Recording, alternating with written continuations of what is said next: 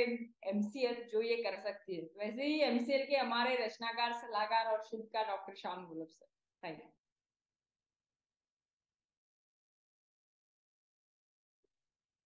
Thank you madam. दोस्तों नमस्कार। मैं डॉक्टर श्याम गोलो फिर से एक बार आपका इस ट्रेनिंग सेशन में स्वागत करता हूं। मैं आशा करता हूं कि आप सभी लोग स्वस्थ हैं और आप अपने साथ अपने परिवार का, यानी घर का परिवार और एमसीएल परिवार दोनों का ख्याल रख रहे हैं।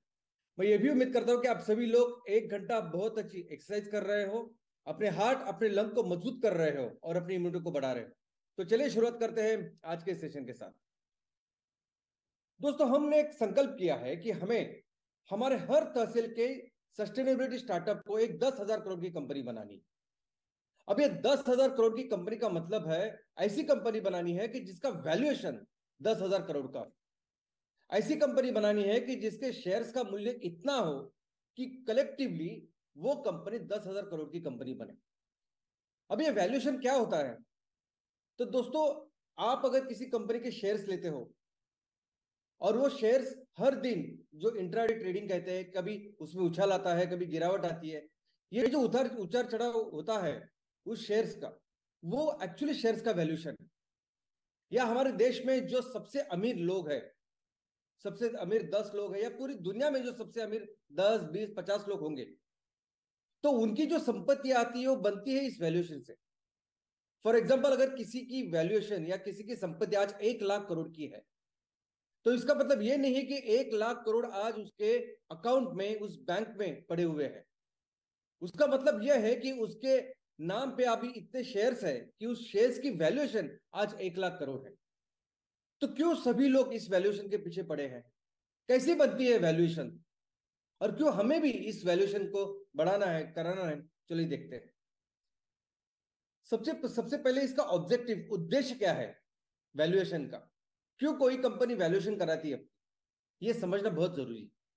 तो दो ऐसे उद्देश्य होते हैं।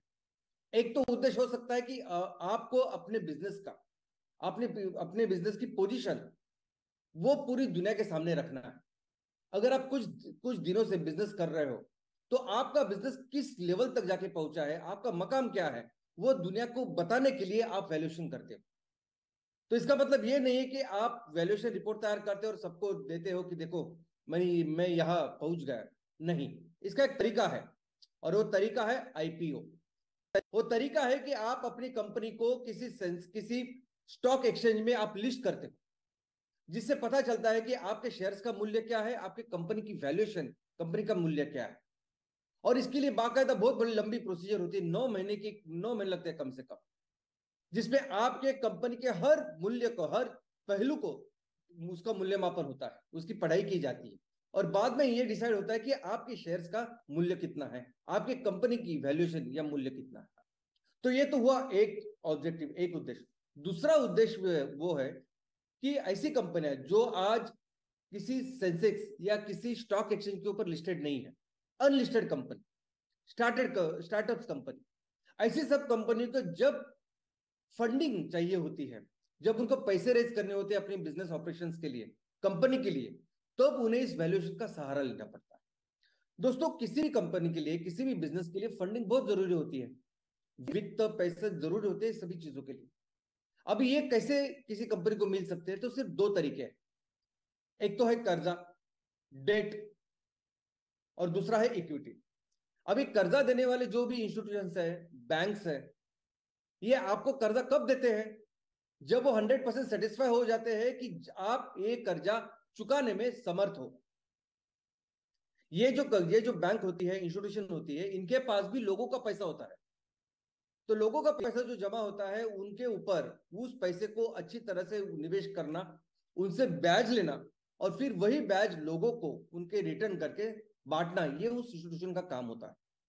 तो इसलिए वो देखते हैं कि क्या आपके पास कुछ कोलैटरल है, कुछ ऐसी चीज है कि जिसे हम लिक्विडिफाई करके हम वो पैसे ले ले वापस, या आपकी कोई ऐसी हिस्ट्री है जिसमें देख जिससे में हर साल आपने दिखाया कि आप इतना रेवेन्यू का निर्माण करते हो, आप इतने प्रॉफिट का निर्माण करते हो, जनरेट करते हो, और उसके बेसिस पे फिर ये आपको लोन दे। तो ये तो हुआ एक तरीका कर्जे का। लेकिन कई सारी ऐसी कंपनियां होती है, स्टार्टअप्स ऐसी होती है, जिनके पास कोई भी ना कोई गिरवी रखने के लिए चीज होती है, ना उनके लिए कोई इतिहास, कोई बैलेंस शीट होती है कि जिस बैलेंस शीट के बेस पर वो पैसे जमा कर। तो सिर्फ एक ही उनके पास ऑप्शन होता है, वो ऑप्शन होता है इक्विटी का। वो अपने कंपनी की इक्विटी, अपने कंपनी के शेयर्स वो इन्वेस्टर्स को देती है और उसके बदले में वो पैसे रेज करती है अपने कंपनी के लिए। आज की तारीख में अगर आप देखोगे तो ये पैसे रेज करना वैसे काफी आसान हो गया है। अगर आप स्टार्टअप हो, अगर आपके मन में दिमाग में कुछ बिजनेस आइडियाज है जिसमें किसी वस्तु के साथ या किसी सेवा के साथ आप बिजनेस का निर्माण कर सकते हो। इनफैक्ट अभी तक आपने कुछ नहीं किया, ये आइडिया सिर्फ आपके पेपर के ऊपर है, फिर भी आज के तारीख में पैसे रेज किए जा सकते हैं। और इसे कहते हैं pre seed. Pre seed funding में, प्री सीड में वहां भी एक वैल्यूएशन होता है, वहां भी देखा जाता है कि आप इस आइडिया के साथ कितना बड़ा बिजनेस का निर्माण कर सकते हो, और उसके हिसाब से फिर आपको फंडिंग मिल सकती है। ये फंडिंग 1 करोड़ से लेकर 20-25 करोड़ तक हो सकती है। और इस फंडिंग का उपयोग किसके लिए होता है?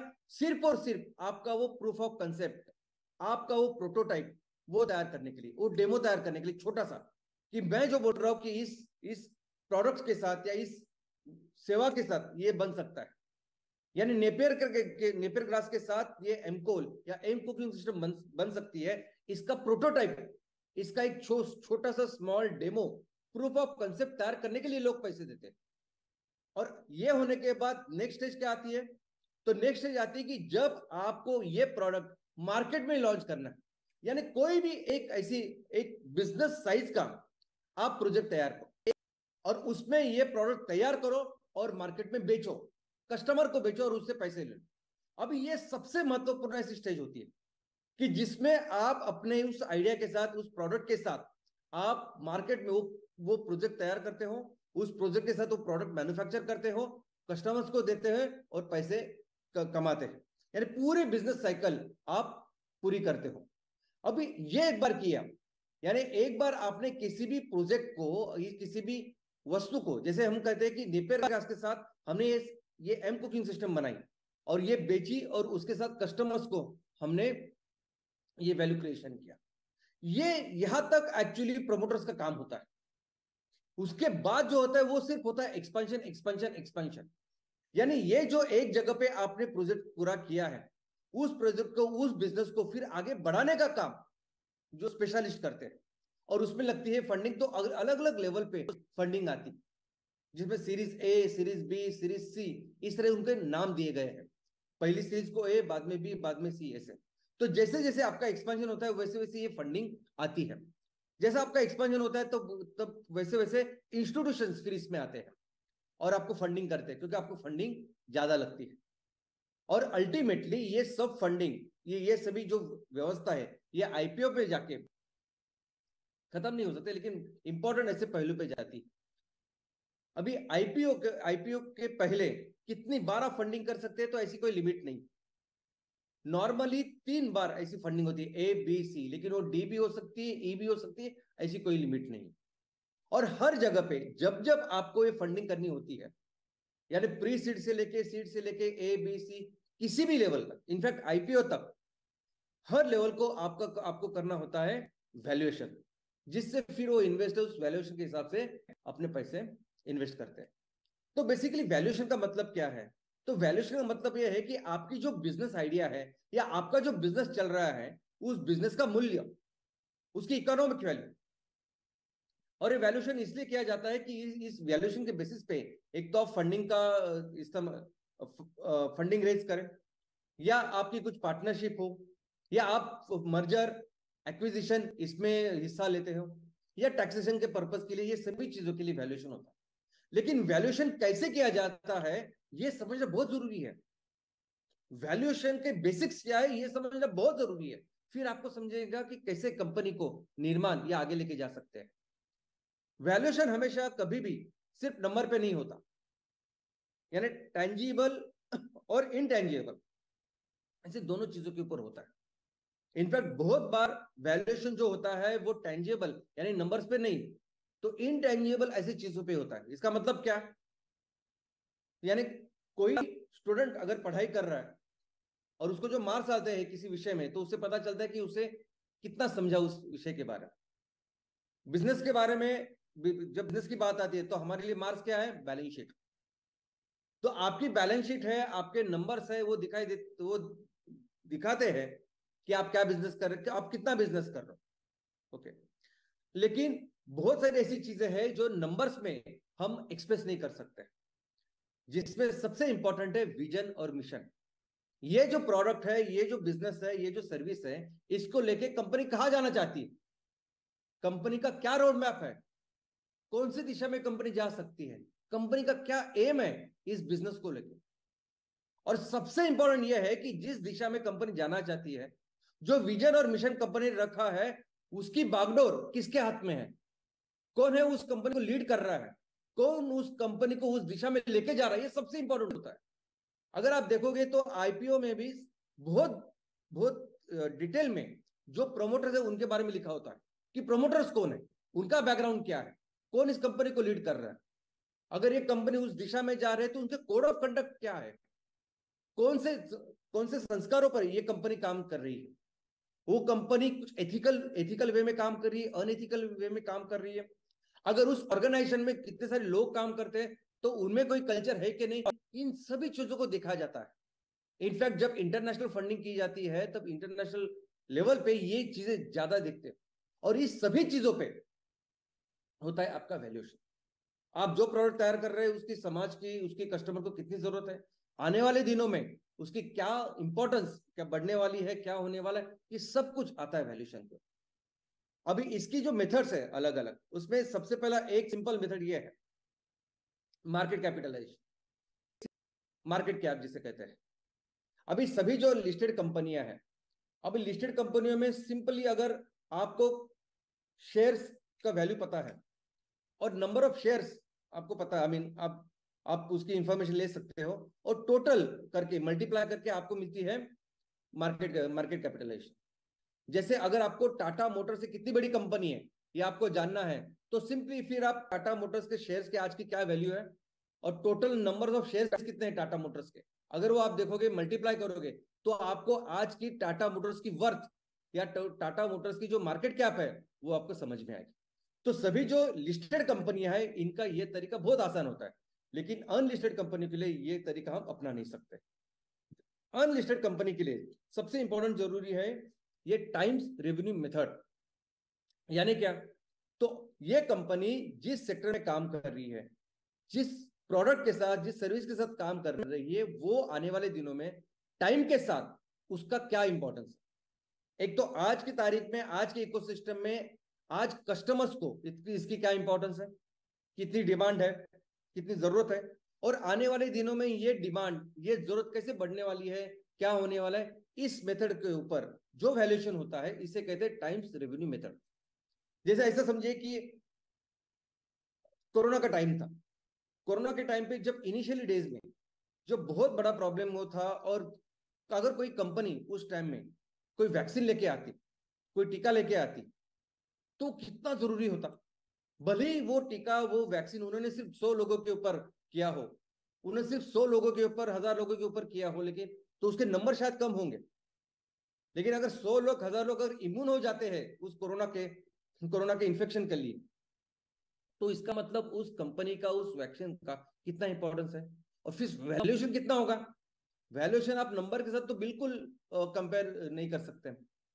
वैसे ही आज अगर बायोफिल में अगर एमसीएल काम कर रही है और अगर फोसाइल फ्यूल में कोई दूसरी बड़ी कंपनी काम कर रही है, तो भले ही आज फोसाइल फ्यूल में जो कंपनी काम कर रही है उसका वैल्यूएशन, उसका टर्नओवर, उसके नंबर्स भले ही बहुत ज्यादा हो, भले ही हर दिन करोड़ों रुपए का आज वो माल बेच रही हो, टर्नओवर कर रही है, प्रॉफिट कर रही है, लेकिन फिर भी जब वैल्यूएशन की बात आएगी तो दोस्तों एमसीएल जो प्रोडक्ट आज लेके मार्केट में आई है, ये प्रोडक्ट आज दुनिया को इस ग्लोबल वार्मिंग से बचाने के लिए, इस क्लाइमेट चेंज के ऊपर सबसे सबसे जरूरी ऐसा सोल्यूशन है।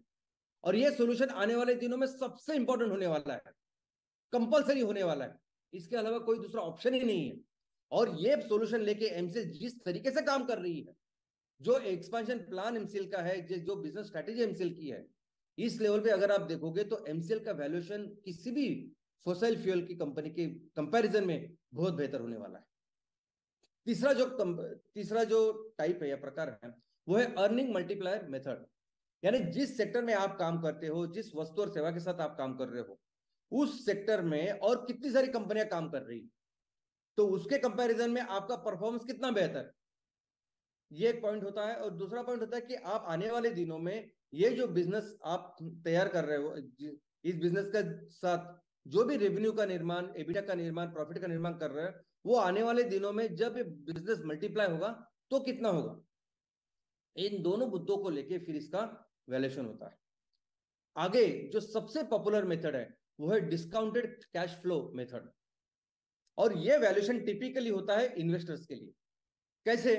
यानी ये कंपनी अगर आज के तारीख में ये बिजनेस कर रही है, इतना रेवेन्यू का, इतना प्रॉफिट का, एबिटा का निर्माण कर रही है, अगर मैं आज इसमें पैसा डालूं और 5 साल के बाद, 7 साल के बाद, 10 साल के बाद अगर ये कंपनी इस तरीके से मेरे पैसे के साथ ये इतने इतने लेवल तक पहुंचेगी, इतना रेवेन्यू का निर्माण, नंबर्स का निर्माण करेगी, तो उससे मेरा क्या फायदा होगा।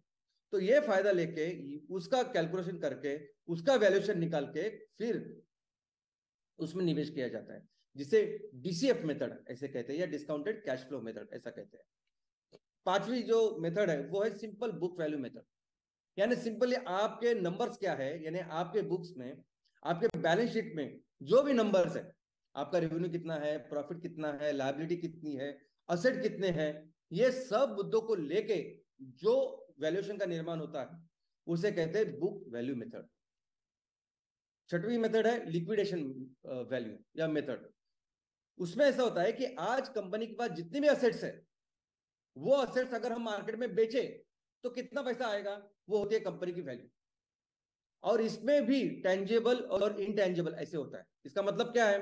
तो इसमें ऑफकोर्स वो चीजें होती है जो हम मार्केट में इमीडिएटली बेच सकते हैं, जो दिखाई देती है, जैसे कंपनी की संपत्ति हो गई, रियल एस्टेट हो गई, या कंपनी के पास कुछ मॉनेटरी इंस्ट्रूमेंट्स है वो हो गए, वो इमीडिएटली मार्केट में बेच के हम लोग पैसा ले सकते हैं। लेकिन ऐसी इनटेंजिबल चीजें हो सकती है जो दिखाई नहीं देती, जैसे ब्रांड वैल्यू। अगर कोई कंपनी बहुत सारे सालों से बिजनेस कर रही है तो उसकी एक ब्रांड वैल्यू होती है, यानी उसके ऊपर कस्टमर्स का ट्रस्ट होता है। ब्रांड यानी ट्रस्ट। तो ये ट्रस्ट मेहनत करके कई सालों के बाद कमाया जाता है, और इस ट्रस्ट की भी एक वैल्यू होती है। इस ट्रस्ट के साथ जब आप बिजनेस करें, कोई भी निवेशक अगर आप उसके साथ बिजनेस करे तो उसे एक बहुत एडवांटेज मिलता है, तो उसकी एक इंपॉर्टेंट वैल्यू होती है। नॉलेज, नॉलेज एक बहुत इंपॉर्टेंट ऐसी इंटेंजिबल असेट्स है।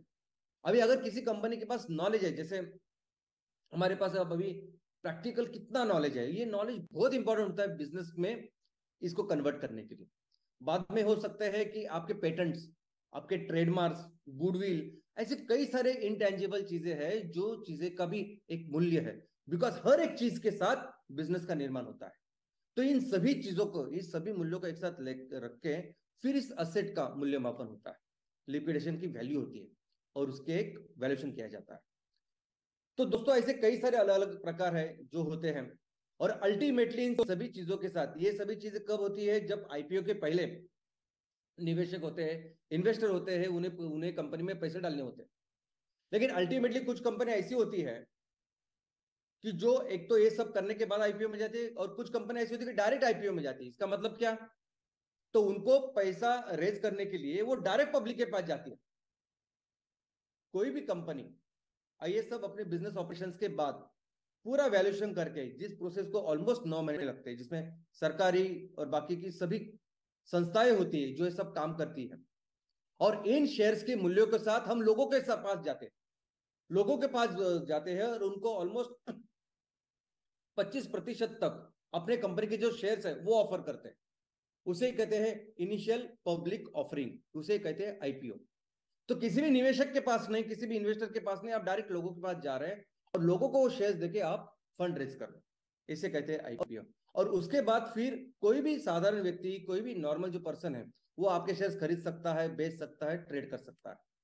उसके बाद अगर किसी कंपनी को लगे कि हमें फिर से कुछ फंडिंग की जरूरत है और फिर से हम कंपनी का एक बड़ा चंक शेयर्स लोगों को देना चाहते हैं, तो फिर से वो वैसी स्कीम लेके आ सकता है, फिर से अपना एक बड़ा नंबर शेयर्स का लोगों को वो दे सकता है, जिसे कहते हैं फॉलो ऑन पब्लिक ऑफर यानी एफपीओ। तो दोस्तों ये कंपनियां अलग अलग तरह के वैल्यूएशन होती है। अलग अलग तरह के लेवल पे वो वैल्यूएशन होता है, काम करती है, लेकिन पूरी दुनिया में वो कौन सा वैल्यूएशन है कि जिसमें लोग नाज करते हैं, रिस्पेक्ट करते हैं सबसे ज्यादा, और उस वैल्यूएशन के ऊपर कोई भी देश चाहता है कि मेरे देश में इतनी ज्यादा कंपनी इस वैल्यूएशन की हो, और उस वैल्यूएशन का नाम है यूनिकॉर्न। कोई भी कंपनी अगर यूनिकॉर्न कंपनी बन जाती है, यूनिकॉर्न वैल्यूएशन की बन जाती है, तो एक बहुत अच्छे रिस्पेक्टेड पोजीशन पे चली जाती है। और यूनिकॉर्न कंपनी किसे कहते हैं? जिस कंपनी का मूल्य, वैल्यूएशन, ये $1 बिलियन इतना होता है, $1 बिलियन। अभी 1 बिलियन यानी क्या? तो 1 बिलियन यानी 100 करोड़, $100 करोड़। लेकिन इस अमेरिकन डॉलर को अगर आप रुपीज में कन्वर्ट करो तो $1 का मतलब है 82 रुपए आज। तो इसका मतलब है ये $100 करोड़ का मतलब है 8,200 इंडियन रुपीज। तो कोई भी कंपनी आज अगर हमारे देश में 8,200 करोड़ की बन जाती है तो वो यूनिकॉर्न कंपनी बनती है। और ऐसी यूनिकॉर्न कंपनी दुनिया में कितनी है, इसके लिए एक स्पेशल रिपोर्ट प्रकाशित होता है, और उस रिपोर्ट को कहते हैं हरून ग्लोबल यूनिकॉर्न इंडेक्स। अभी हरून यानी क्या? तो हरून ये एक्चुअली एक पर्सन है जिनका नाम है रूपर्ट रूपर्ट हुगरवर्थ, रूपर्ट हुगवर्थ हुगवर्थ ऐसा उनका नाम। अभी ये यूरोप में पैदा हुए ऐसे शख्स है, और इन्होंने ज्यादा टाइम फिर लंदन में, शंघाई में ऐसे काम किया, और कुछ साल से, आई मीन रिसर्च में काम किया, और बाद में कुछ साल से वो इस ग्लोबल, पहले रिच लिस्ट और यूनिकॉर्न इंडेक्स, ऐसे दो तरह के इंडेक्स हर साल वो प्रकाशित करते हैं, और उनका काफी अच्छा नाम है। और वे रूपर्ट का जो चाइनीज नाम है वो हुरन ऐसा है। तो ये जो हुरन ग्लोबल इंडेक्स है, ये इस साल भी अगर 2023 की आप इंडेक्स देखोगे तो इस साल इस इंडेक्स में भारत में कितने सारे यूनिकॉर्न है वो अगर आप देखोगे तो भारत आज के तारीख में तीसरे स्थान पे है। सबसे नंबर 1 पे है अमेरिका 667, बाद में है चीन 300 से ज्यादा, और तीसरा है भारत। भारत में आज के तारीख में 68 इतने यूनिकॉर्न्स है। ऐसा इसमें पूरा डिटेल लिखा गया है, उसकी लिस्ट भी है। लेकिन उन्होंने क्या बताया है, इसमें लिस्ट में ऐसा लिखा है कि भारत में जितने भारतीय लोगों ने मिलके जो यूनिकॉर्न बनाई है, उससे ज्यादा वो भारतीय जो भारत के बाहर रहते हैं उन्होंने यूनिकॉर्न बनाई। यानी 68 कंपनियां भारत के भारतीय लोगों ने जो बनाई है वो यूनिकॉर्न है भारत में। लेकिन भारतीयों ने जो यूनिकॉर्न बनाए हैं जो बाकी के देश में काम कर रहे हैं, ऐसे 70 है। और उसमें शायद वो पार्टनरशिप में हो सकते हैं या स्टैंड अलोन हो सकते हैं। तो ऐसी, तो टोटल भारतीयों ने जो यूनिकॉर्न बनाई है, ऐसी 138 कंपनियां इसमें शामिल है। इसके अलावा कुछ अलग दूसरे भी नॉमेनक्लेचर है या सदना या टर्म्स है, जिसमें गैजल, एक गैजल जो है उसका मतलब यह है, यानी कोई कंपनी गैजल है, इसका मतलब यह है कि वो कंपनी आने वाले 3 सालों में यूनिकॉर्न कंपनी बन सकती है। इसकी भी एक लिस्ट उन्होंने दी है कि अमेरिका में इतने गैजल है, चीन में इतने हैं, भारत में इतने। तो भारत में कुल 51 ऐसी कंपनियां हैं जो आने वाले 3 सालों में ये यूनिकॉर्न बन सकती है, और इनकी लिस्ट है। दोस्तों इसी लिस्ट में उन्होंने भारत में सबसे नंबर 1 पे जो अभी यूनिकॉर्न है उनका नाम दिया है, और वो है ड्रीम 11 और स्विगी। ये दो कंपनियां फिलहाल अभी नंबर 1 पे है इस लिस्ट में। भारत में जो 68 कंपनियां उसमें नंबर 1 पे ये दोनों है। इन दोनों का जो वैल्यूएशन है वो $8 बिलियन है, यानी ऑलमोस्ट 50,000 करोड़ है। लेकिन ये जो कंपनियां हैं जो आज के तारीख में नंबर 1 पे है, यूनिकॉर्न है, इतना अच्छा काम कर रही है, कौन से सेक्टर में काम कर रही है अगर आप देखोगे तो ड्रीम 11 है ऑनलाइन गेमिंग। ऑनलाइन गेम क्या है, आप पैसे देके वो खेल रहे हैं, आप जानते हैं, इसके बारे में ज्यादा बोलना नहीं चाहता। और स्विगी यानी एक डिलीवरी ऐप है। तो दोस्तों ये जो ड्रीम 11 है, अभी इसका हम लोग एग्जांपल लेते हैं। अभी ड्रीम 11 अब यहां तक कैसी पहुंची, $8 बिलियन की कंपनी कैसी बनी, 50,000 करोड़ की कंपनी कैसी बनी? आप देखोगे तो 2014 से वो इस फंडिंग के प्रोसेस में। 2014 में इस कंपनी की जब इन्होंने फंडिंग लेना शुरू कर दी, उन्होंने वैल्यूएशन करना शुरू कर दिया, तो इनिशियली तो उनका वैल्यूएशन सिर्फ $15 मिलियन था, यानी 100 करोड़ से भी कम। और ऐसा करते करते करते हर बार इसका वैल्यूएशन बढ़ रहा है, अभी 50,000 करोड़ का हो गया। और इस पूरे प्रोसेस में इतने शेयर इन्होंने दिए हैं कि अभी इस कंपनी की जो मालकी है, जो ओनरशिप इनके पास है ही नहीं। बहुत कम शेयर्स आप आज ड्रीम इलेवन जो प्रमोटर है, ओनर, उनके पास है। बाकी सभी जो शेयर्स है, सभी जो इक्विटी है, वो निवेशकों के पास है, इन्वेस्टर्स के पास है। और इसके फाइनेंशियल्स देखिए, 50,000 की करोड़ की फाइनेंशियल। मैं ये इसलिए दिखाना चाहता हूं कि हमें तहसील में 10,000 करोड़ की कंपनी बनानी है ना, तो 50,000 करोड़ के फाइनेंशियल यहां देखिए। यहां लिखा है कि 2022 में इन्होंने जो माल बेचा, उसका उसका कितना वॉल्यूम था? 3,841 करोड़। 3,841 करोड़ का माल उन्होंने बेचा, इन्होंने रेवेन्यू का निर्माण किया। खर्चा कितना किया? 3,762, इतना खर्चा किया। तो 2022 के बैलेंस शीट में उनका प्रॉफिट कितना है? तो 142 करोड़ इतना है।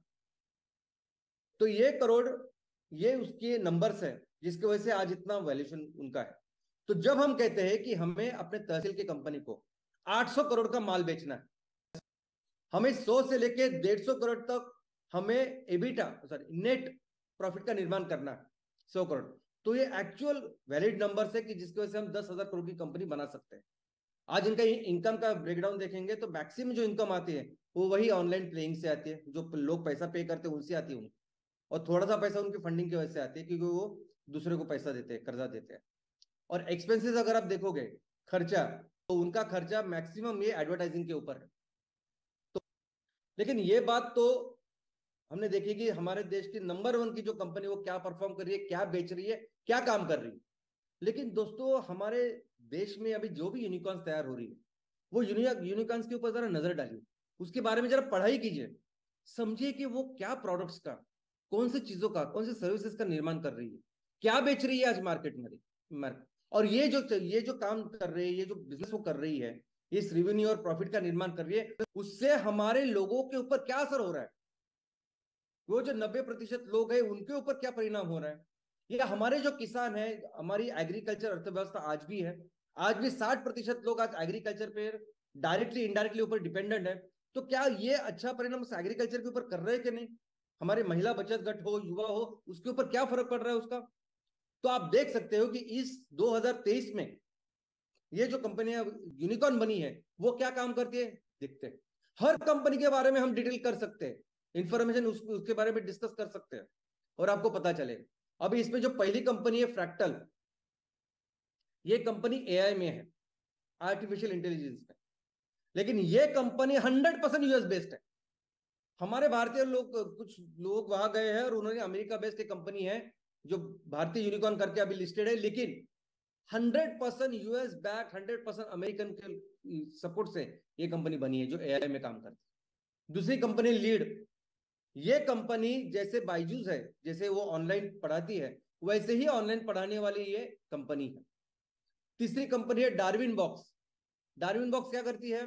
तो एचआर में है, ह्यूमन रिसोर्स।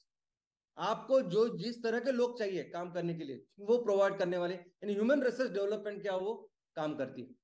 चौथी company deal share. Deal share यानी ई कॉमर्स है, यानी ऑनलाइन आप ऑर्डर दो और मंगाओ, बस इतना काम करती है। मामा अर्थ कॉस्मेटिक्स में। लिव स्पेस, ये जो कंपनी उसमें किसमें काम कर रही है? तो लिव स्पेस इंटीरियर डेकोरेटर होते हैं ना, घर का इंटीरियर डेकोरेटर करो, ऑफिस का इंटीरियर डेकोरेटर करो, उसमें काम करने वाली कंपनी।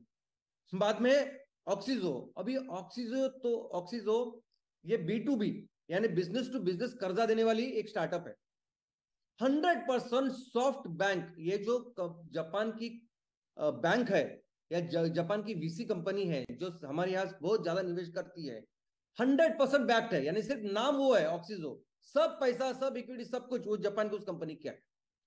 एक्सप्रेस बीज, ये कंपनी वही डिलीवरी का ऐप डिलीवरी कंपनी है। बाद में पर्पल, पर्पल ये कंपनी यूनिकॉर्न बनी है जो वेडिंग प्लानर है, वेडिंग प्लान करती है, इवेंट्स प्लान करती है। यानी आप देखोगे ये हर कंपनी के बारे में, हर कंपनी के बारे में आप देखो, ये कंपनियां जो भी आज बिजनेसेस कर रही है, जो भी काम कर रही है, उससे हमारे लोगों के ऊपर इतना ज्यादा फर्क नहीं पड़ रहा है। हमारे लोगों के लिए, हमारे किसानों की जो परिस्थिति बदलनी चाहिए, हमारे यहाँ जितना रोजगार का निर्माण होना चाहिए उतना नहीं हो रहा है।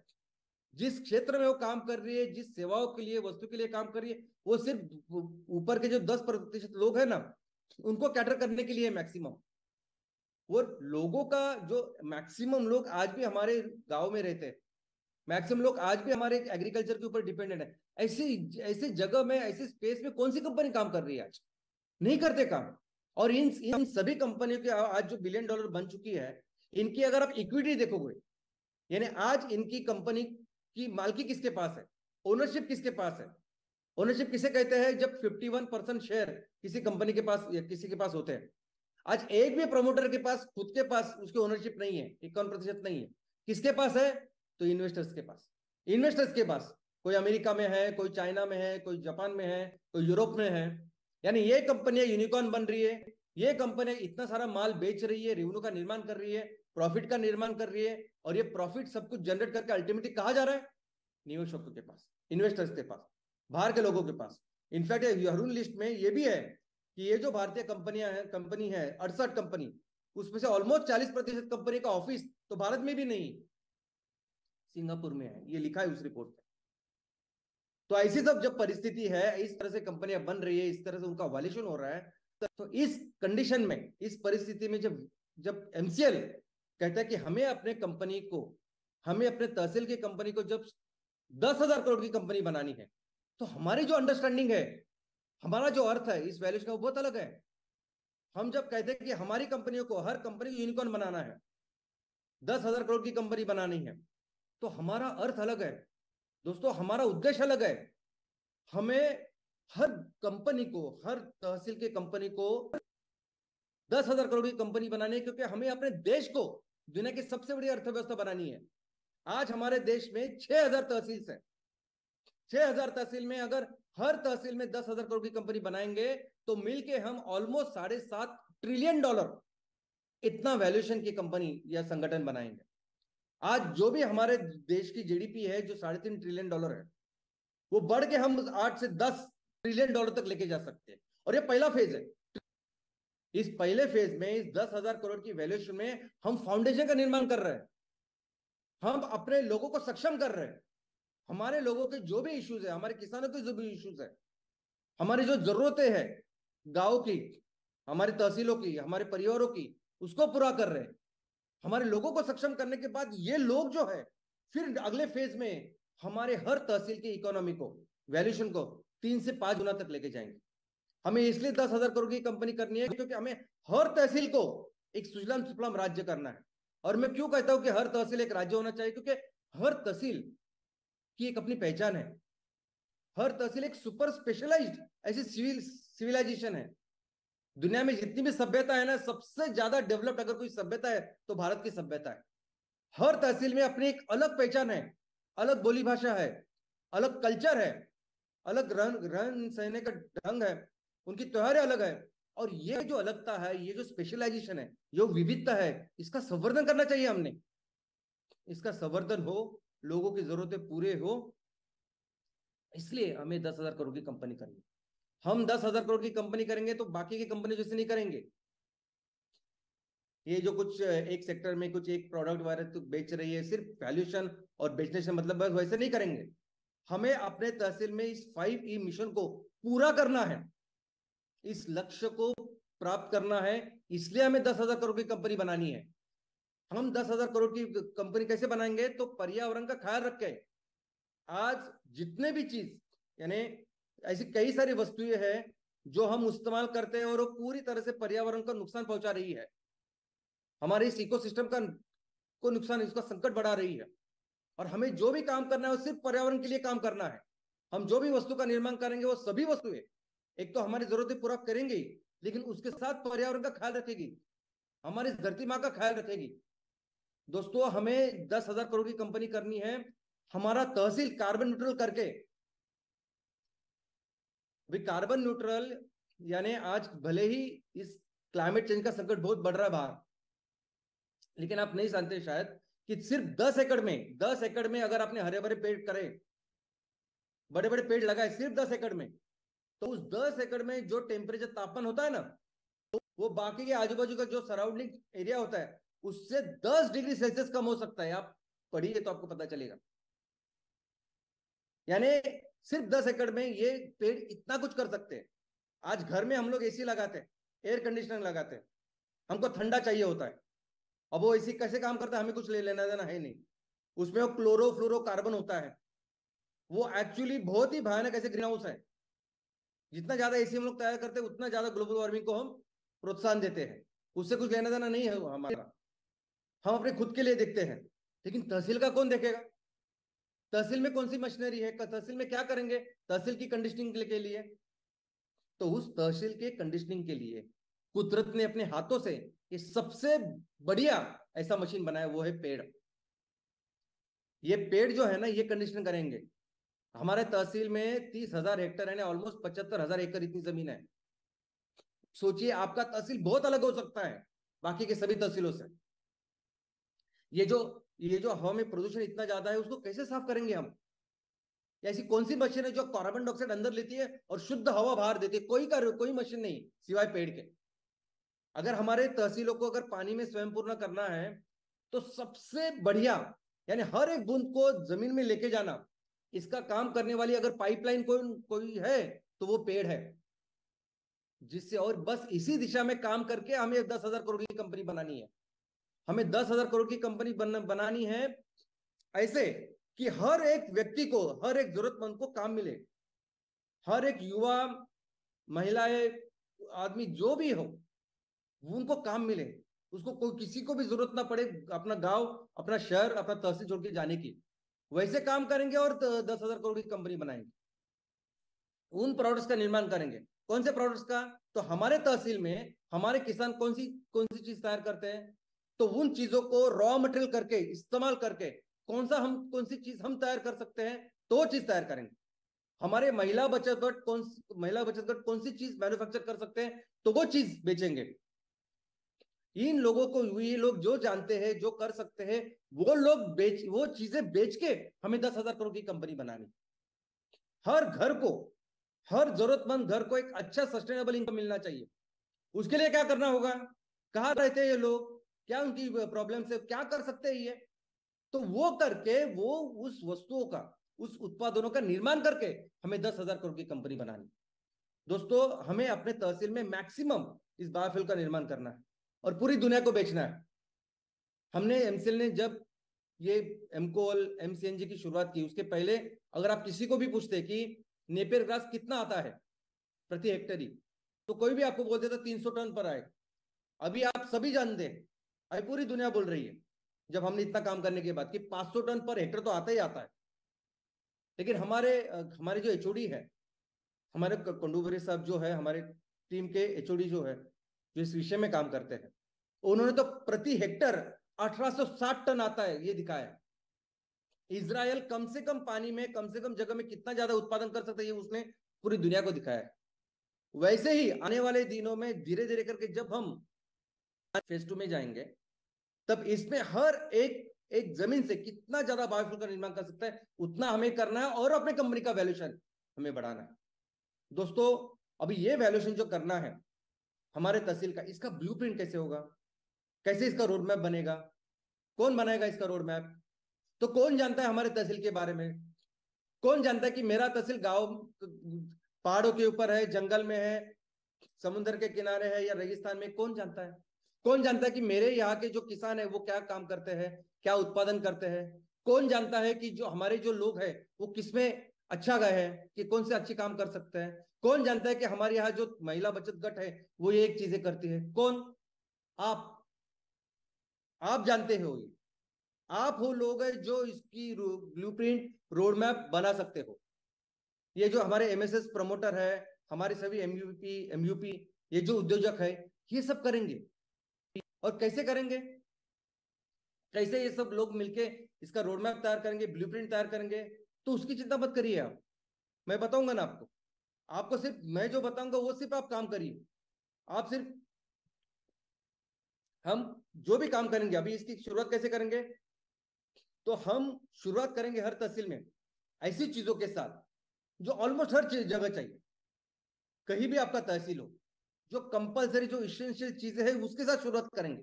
हम शुरुआत करेंगे एम कुकिंग सिस्टम के साथ। अभी आपका तहसील कहीं भी हो, नॉर्थ से लेकर साउथ तक, हर घर को आज इस कुकिंग सिस्टम की जरूरत है। 43% लोग, परिवार ऐसे हैं कि जिनके पास तो कुछ है ही नहीं, उनको तो कंपलसरी चाहिए, जैसे उनकी आज परिस्थिति है। लेकिन जो आज एलपीजी का इस्तेमाल कर रहे हैं, आज उनको भी जरूरत है ना। एलपीजी के कंपैरिजन में एलपीजी के मुकाबले कितना बेहतर ही है। बाहर से लाने वाला एलपीजी जो इतना स्फोटक है, इसके लिए हम लोग इतना पैसा दे रहे हैं, और उसके ऊपर इतना पर्यावरण फ्रेंडली, पर्यावरण पूरक ये हमारा कुकिंग सिस्टम है। इसके साथ शुरुआत करेंगे जो हर घर को, हर तहसील की जिसकी जरूरत है। और अगर इस प्रोजेक्ट को लगने, यानी आज हमने चालू किया, अगर इसको 1 साल 1.5 साल लगता है ये सब प्रोजेक्ट पूरा होने के लिए और चालू होने के लिए, तब इमीडिएटली आज क्या कर सकते हैं? तो आज उन प्रोडक्ट के साथ शुरुआत कर सकते हैं जो प्रोडक्ट ऑलमोस्ट हर घर को लगते हैं, हर व्यक्ति को लगते हैं, इरेस्पेक्टिव आपका बैकग्राउंड कुछ। जैसे हमें साबुन लगता है, शैम्पू लगता है, वस्त्र लगते हैं, कपड़े लगते हैं, हमें फुटवेयर्स लगते हैं, ब्रश लगता है, यानी कितनी सारी ऐसी चीजें हैं ना जो इतनी बेसिक है, और हजारों मिलों पर बैठे हुए वो ईस्ट इंडिया कंपनी वर्जन 2 वो हमें बेच रही है। यानी आप कहीं भी जाओ, किसी भी छोटे छोटे गांव में, लेकिन उनके प्रोडक्ट्स आज वहां है और वो बेच रही। तो कंपलसरी रिप्लेस करेंगे ना ऐसी प्रोडक्ट्स को, इमीडिएटली करेंगे। ऐसे प्रोडक्ट के साथ जो हमारे गांव में, हमारे घर में तैयार होंगे, महिला बचत गट करेंगे, और जिसके लिए रॉ मटेरियल किसानों से आएगा, ऐसे प्रोडक्ट के साथ शुरुआत करेंगे और लोगों को कनेक्ट करेंगे इस 5E के साथ, इस मिशन के साथ। सिर्फ मुझे रोजगार चाहिए, मुझे पैसे चाहिए, वही नहीं। अमीर से अमीर भी लोग अगर आज है तो उनको उनको पता है कि हम इस एनवायरनमेंट में जो काम कर रहे हो कितना जरूरी है, ये पर्यावरण कितना जरूरी है, वो भी कनेक्ट हो सकते हैं। हर कोई कनेक्ट हो सकता है। उनको भी चिंता है अपने आने वाली भविष्य की, अपने आने वाली जनरेशन की। हर कोई कनेक्ट हो सकता है। और सबसे इफेक्टिव चीज इन लोगों को कनेक्ट करने की अगर कुछ हो सकती है तो वो है सैटरडे सेशन। दोस्तों, बिजनेस एक बाजू है कि आप काल तैयार कर रहे बेच, लेकिन सैटरडे सेशन यानी मेरे गांव के लिए, तहसील के लिए मैं हर हफ्ते लोगों के लिए खड़ा हो रहा हूं, पर्यावरण के लिए, लोगों के इस इकोनॉमिक इंप्रूवमेंट के लिए। कौन करता है ये? कौन करता है? कौन हर हफ्ते खड़ा रहेगा उस गांव के लिए, उस तहसील के लिए? कोई नहीं। पहले दूसरे तीसरे हफ्ते शायद लोग आपकी तरफ देखेंगे नहीं, लेकिन एक बार जैसे आप कंसिस्टेंटली करेंगे, लोग आपको बिल्कुल जो आप बोलेंगे वो फॉलो करेंगे। कोई नहीं करता, क्योंकि ये कोई नहीं अपने इतने सिंसियरली गांव के लिए, तहसील के लिए खड़ा होता है जो हम करेंगे। हमें सिर्फ अपना काम अच्छी तरह से करना है, लोगों को समझता है सब, लेकिन सिर्फ उनको ये देखना होता है कि आप ये टेम्पररी टाइम पास कर रहे हो कि एक्चुअली दिल से ये आप करना चाहते हो। और एक बार करने का हो ये, उनको वो फेथ एक आपके ऊपर आ गया तो आपको छोड़ेंगे नहीं, हो कभी भी नहीं छोड़ेंगे। और प्रोडक्ट सेकेंडरी है। फिर इस बार यानी इस सैटरडे सेशन हो या बाकी इन चीजों की वजह से आप अपने सभी लोगों को अपने साथ जोड़िए, इस मिशन के लिए जोड़िए। ये जो कस्टमर्स है ना, आज 90% ऐसे लोग हैं जिनको जरूरत है हमारे इस कार्य की, काम की। लेकिन मैं तो कहता हूँ कि पूरे सभी को जरूरत है इस ग्लोबल वार्मिंग को रोकने के लिए। तो ये सभी जो लोग हैं ये हमारे साथ कनेक्ट हो सकते हैं। और आपका तो लक्ष्य है कि उनमें से 60 से 80% लोग हमारे साथ होने ही चाहिए। और ये लोग जब आपके साथ होंगे ना, तो ये फिर लोग आपके लिए वो सोचेंगे। ये लोग फिर हमारे तहसील के लिए वो ब्लूप्रिंट तैयार करेंगे, वो रोड मैप तैयार करेंगे, वो सब आइडियाज तैयार करेंगे और बताएंगे कि हमारे तहसील में सिर्फ 10,000 करोड़ नहीं, अभी आगे 50,000 करोड़ की जो कंपनी तैयार करनी है या इकोनॉमी व्यवस्था तैयार करनी है, वो कैसे तैयार करेंगे, क्या करेंगे। फिर आप नहीं रहेंगे, हजारों लोग आपके साथ रहेंगे जो इस काम करने में आपको योगदान देंगे। और दोस्तों, ये जो फेज है ना, पहला फेज, तो ऐसा समझे कि ये पहला फेज तो फाउंडेशन का फेज है।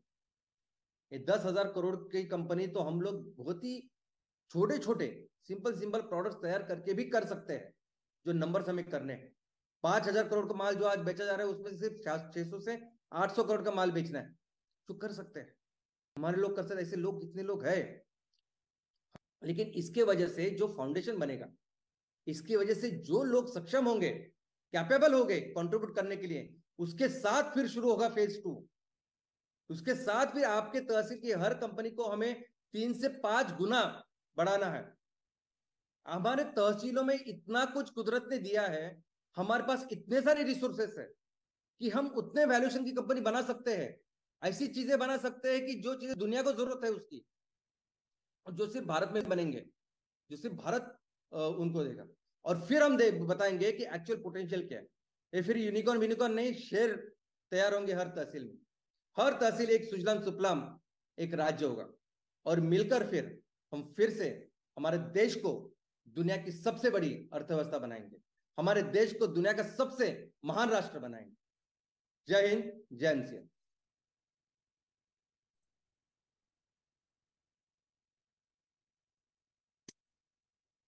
देश की अर्थव्यवस्था में अगर हमें एक बड़ा हिस्सा प्ले करना है, एक बड़ी जिम्मेदारी निभानी है, तो हमें एग्जैक्टली किस राह पे चलना होगा। हम लोग एक आम भारतीय से लेकर एक खास भारतीय तक कैसे बने, उसके लिए हमारे दिमाग में एग्जैक्टली क्या सोच होनी चाहिए, वो श्याम सर ने हमें आज एक और बार बड़ी बारीकी समझाया। So good morning MCL India परिवार, और शुक्रवार शाम से का ट्रेनिंग वेबिनार। जी हाँ, हमारी सोच पे एक जोरदार प्रहार। सोचिएगा कि एक एक चीज को आपके अंदर उद्योजकता आने के बाद एक उद्योजक जो होता है वो अपनी सेवा या वस्तु बेच के खुश होता है, बट क्या उससे वो अपने तहसील में, अपने लोगों में कुछ बदलाव ला पाता है? नहीं ला पाता है। वो शायद अपने फैमिली के लिए, अपने बच्चों के लिए कुछ कर गुजरता होगा, बट श्याम सर ने हमें जो बताया वो सोच को अगर हम समझे, उसको जाने, और उद्योजक होने के बाद उस सोच के हिसाब से अगर हम काम करें तो हम इतिहास रच सकते हैं। जी हाँ, जैसे स्लाइड में श्याम सर ने कहा है, शैल मेक इंडिया ग्रेट अगेन, उसके सोच की जरूरत है।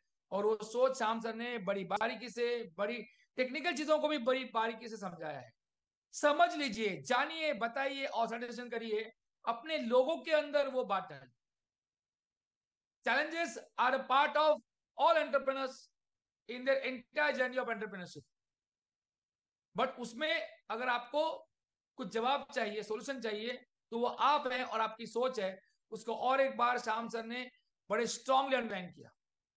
अपने पोटेंशियल को जानिए, अपने पोटेंशियल को उजागर कीजिए, पोटेंशियल पे काम करिए, ये उनका थॉट है। नमन गुप्ता जी की स्टोरी जो प्राचार्य ने बताई, कितना सिंपल सी सोच, एक सोच इंसान को कहां से कहां ले जाएगी, उसका उदाहरण नमन गुप्ता है। और ऐसे बहुत नमन गुप्ता जी हमारे एमसीएल में है।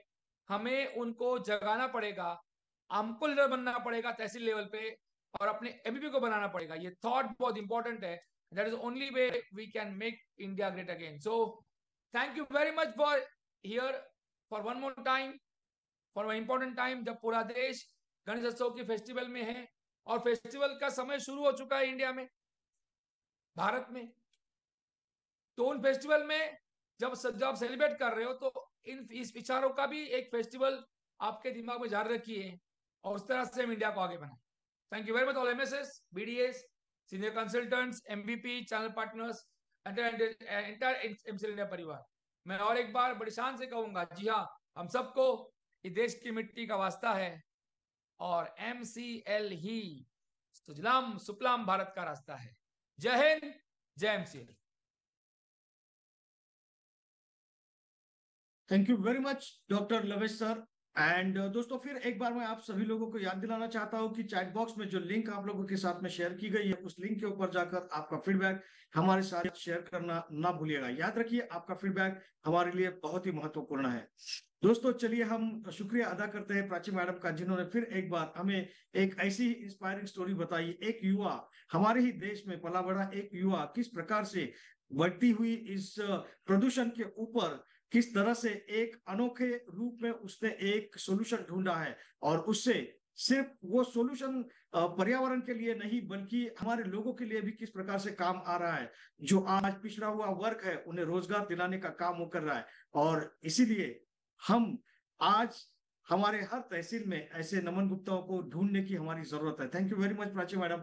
और शुक्रिया अदा करना चाहूंगा अब मैं हमारे डॉक्टर श्याम घोलप सर का, जिन्होंने एक आम आदमी को बताया कि आपकी जो कंपनी है, आपके तहसील की जो कंपनी है, इसका वैल्यूएशन 10,000 करोड़ का बनाना मतलब क्या करना है, वैल्यूएशन क्या होता है, आईपीओ क्या होता है, एफपीओ क्या होता है, फंड रेजिंग क्या होते हैं। ये सारी जो बातें, जो बड़े बड़े आंकड़े दिखते हैं, जो इकोनॉमिक्स में बड़े बड़े विद्वान लोग ये सारी बातें बताते हैं, इन्हें और ज्यादा सरल करके जिस प्रकार से हमें यहाँ पर बताया, उसे हमें पता चल चुका है कि हम हमारे हर तहसील को किस प्रकार से 10,000 की वैल्यूएशन तक लेकर जा सकते हैं, उसका रास्ता क्या है, उसका ब्लूप्रिंट क्या है और किस प्रकार से हमें शुरुआत करनी चाहिए। और इसीलिए मैं आप सभी की ओर से, संपूर्ण एमसीएल परिवार की ओर से श्याम सर का यहाँ पर शुक्रिया अदा करता हूँ। धन्यवाद दोस्तों। इसी के साथ हमारे सभी एमएसएस प्रमोटर्स, हमारे सभी जो नेशनल लीडर्स है, हमारे